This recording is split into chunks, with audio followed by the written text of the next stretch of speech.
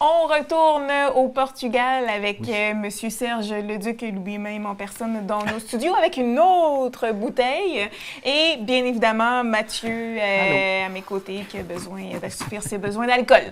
Même s'il en a abusé ce week-end. J'ai un très bon nez. Je suis là pour ça. C'est pour ton nez fin. Oui, c'est pour bien débuter la semaine comme ça, Mathieu. C'est ça. D'accord. Voilà. D'accord. Donc, Serge, aujourd'hui, que nous fais-tu découvrir du Portugal? On va parler d'abord du Portugal un peu touristique. J'ai quelques photos intéressantes, là, et puis on parle, parce que d'abord, dans mon voyage, j'ai quand même fait, comme j'avais déjà mentionné, un peu du nord au sud. On a fait plus de 3600 kilomètres au Portugal. Ça a été quand même pas mal. Et ce qui m'a grandement épaté, c'est que les autoroutes sont en excellentes conditions, plus souvent qu'autrement à 3 voies de large, mais étonnamment, plutôt désertes. Il y a une photo d'ailleurs là, qui le prouve. Et puis la raison pour laquelle je crois qu'elles sont un peu désertes, c'est les coûts dus au péage. Il y a des péages, Et puis, les péages sont vraiment impressionnants. Il y a une autre photo de ça qui illustre ça. Il y a aussi un peu comme on a sur l'autoroute 30 et sur la 25, un genre de télé quelque chose. Là, OK, tu n'as pas besoin de... Oui, c'est ça. Oui, c'est ça. Bien, c'est soit une photo, soit tu entends un bip, puis là, tu vois combien tu vas payer. Okay. Et puis, on a payé environ 150 € tout de même là, durant le voyage. Et puis, les 3600 km n'ont pas été faits toujours sur l'autoroute, bien entendu. Parce que pour se rendre au vignoble, il n'y en a pas d'autoroute. Mais les voies sont quand même plus larges qu'ailleurs en France ou en Italie quand on va visiter des vignobles, parce qu'il y a toujours une ligne dans le milieu. Ça, ma femme était très heureuse parce qu'elle, quand il n'y a pas de ligne, ça veut dire que c'est plus étroit comme route. Et là, c'était vraiment bien. C'est des vieilles routes en Europe, hein, c'est ça dans d'autres pays. Oui, exactement. Pour les charrettes, c'était sûrement excellent. Mais pour les autos, c'était un peu moins compliqué. Et sur les autoroutes, la limite de vitesse, c'est 120 km/h. OK, comme ça. Quand même. Et puis, ils ont, cependant, contrairement à ça, au Québec, on n'a pas toujours ça, ils ont vraiment le réflexe de se tasser dans la voie de droite sur les 3 voies. Fait que tu peux être dans la voie de droite, tu roules à 120, et là, ça nous est arrivé à plusieurs reprises dans la 3e voie de gauche. Ça passe comme des balles. Il devait rouler à 150. Il n'était pas... non, il était au-dessus de la limite, c'est très, très clair. Mais c'est beaucoup moins dangereux qu'au Québec parce que si tu roules à 120, tu t'en vas dans la voie de droite. Et puis, si tu veux dépasser, bien là, tu t'en vas, puis mais il se retasse automatiquement.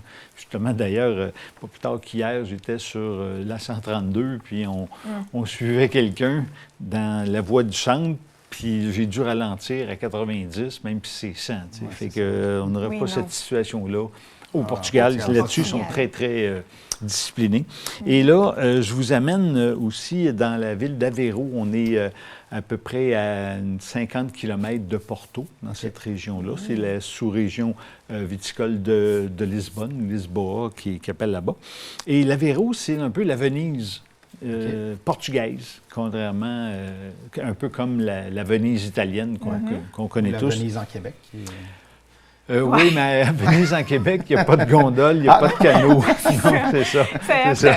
Au niveau visuel, c'est peut-être pas la même chose. Non, c'est ça. Mais exactement. Le nom reste. Exact. Mais quand même. Bravo à ta mention, Mathieu. Une belle intervention, Mathieu. Et puis, donc, on a fait un tour, justement, de gondole. C'est vraiment intéressant. OK, quand même, il y a les gondoles et tout. On s'y croirait, là. Oui, tout à fait. Non, c'est sérieux. Et puis, il y a des beaux canots. Un peu plus large que certains à Venise, mais c'était vraiment très bien. Puis côté température, on était très chanceux cette journée-là parce que lorsqu'on a terminé notre tour, on était mangé, on revient à l'auto pour partir, il commence à mouiller. Parfait. Vraiment quand très le chanceux. timing est bon. Très, très chanceux. Et aussi, ce que j'ai remarqué un peu partout au Portugal, c'est les trottoirs. Rien d'extraordinaire, les trottoirs. Ils doivent avoir quelque chose pour que tu ici, on a construit justement des nouveaux sur Saint-Francis. Oui, on a des beaux trottoirs à Châteauguay maintenant. C'est en ciment. Mais là-bas, c'est tous des blocs, un peu de marbre et à motifs. Fait que c'est des carrés. Et la photo l'illustre bien. Et puis, selon les villes, les motifs changent. Il y en a même à certains endroits où tu as l'impression que ça te donne une vague, comme une petite illusion d'optique. C'est vraiment beau. Et puis, beaucoup de travail. On a vu des hommes là, en train de le refaire.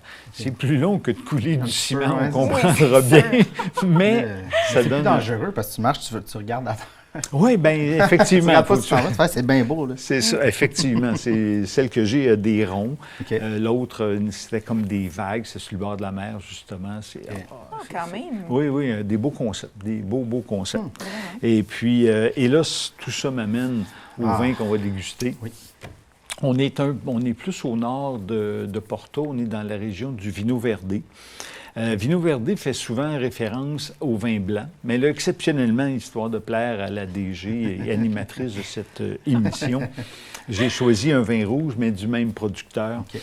Et donc, c'est le vignoble d'Anselmo Mendes, avec un S, mais ça. D'accord.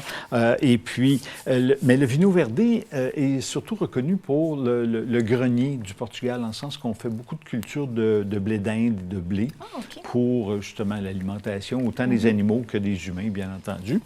Et puis, c'est aussi un lieu de prédilection de 2 cépages blancs du Portugal, le Loureiro et l'Alvarino. Ces 2 cépages-là, Anselmo Mendes fait des vins extraordinaires. Il y en a certains qui sont disponibles à la SAQ. Okay.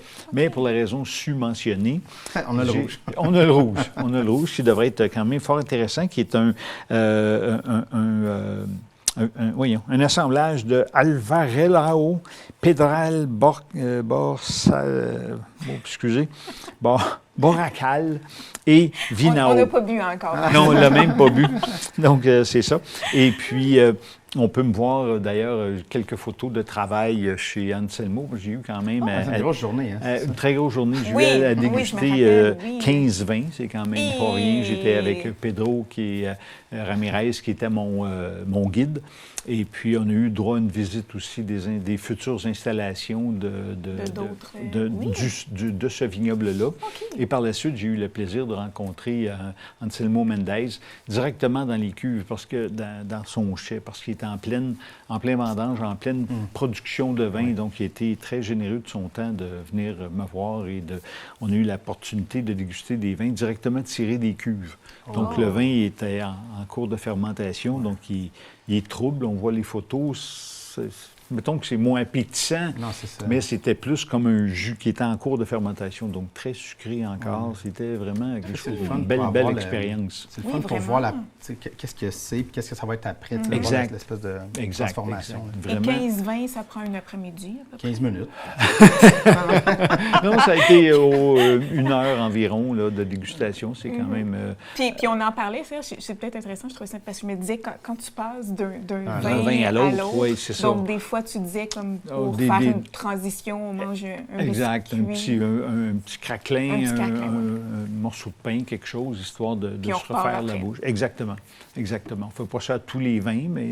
Le fait d'en avoir plus corsé, ou peut-être les vins blancs plus... C'est pour changer la bouche, pas que ça goûte... S'il y en a un plus corsé que l'autre. Oui, exactement. Puis c'est ça, j'ai eu l'opportunité de déguster des 100% Loureiro, d'autres des 100% Alvarino, mais élevés certains en bois. C'était formidable. Ça te permettait de déguster puis de goûter, de dire « Oh oui, c'est vrai, il y a une différence. » Puis vraiment très, très bien. Très beau producteur. Plusieurs produits disponibles à la SAQ, dont ce vin, dont j'ai nommé les cépages. Je ne les répéterai pas. Les gens ont compris. Les gens ont compris. C'est ça. On ne demande pas de les répéter. Non, c'est ça. Donc, on peut voir ici que c'est un vin qui est plutôt pâle. Donc, si on met ses doigts derrière, on voit très bien ses doigts. Et puis, un peu de fruits rouges au nez, quelque chose d'invitant. Hein? Un petit peu floral aussi. C'est toujours invitant du rouge. On prend une petite gorgée. Oh. C'est quasiment un bonbon, là. Oui, effectivement. Wow. Effectivement. Les fruits, là, très bon. Les fruits sont très, très présents. Moi, j'aime bien ça, c'est léger. Évidemment, avec un steak saignant, ça ne sera pas le meilleur accord, mais avec des charcuteries, des viandes blanches comme de la dinde, Même tout seul, je te dirais. Ah oui, ça pourrait faire un excellent apéro, comme on peut le constater. C'est le genre de vin là. que je dis que c'est dangereux. Effectivement, mais ça tire combien? C'est à 12 d'alcool quand même, quand donc même. c'est plutôt... c'est tout à fait correct, parce qu'on est au nord du Portugal, c'est un peu plus frais. Et puis, mais c'est vraiment très bon. Des viandes blanches, de la dinde, du poulet, du porc, ce serait vraiment quelque chose, des charcuteries. Un petit peu de fromage. Ça va être bon pour Noël, là, tu sais. Pardon? Ça va être bon pour Noël, Oui, la dinde. Absolument. Vrai. Absolument. Pour accompagner la dinde, là, c'est pas trop corsé, donc... Voilà, un vin Noël. Un vin de Noël. Et, effectivement, pour Noël, ça pourrait être quelque chose d'agréable, mais en plus, 16 et 10. Ah ben ça, c'est c'est Tout à encore, Noël. fait raisonnable. Pardon? encore plus C'est agréable. Noël. C'est Noël, À voilà. ce prix-là, on se gâte, on N'est-ce n'en pas? prend plus d'une. N'est-ce pas? Donc, génial. Serge, un gros merci. Un grand On plaisir. poursuit notre dégustation du Portugal encore la semaine prochaine. Donc, au plaisir. Mais c'est le plaisir pour moi. Au revoir.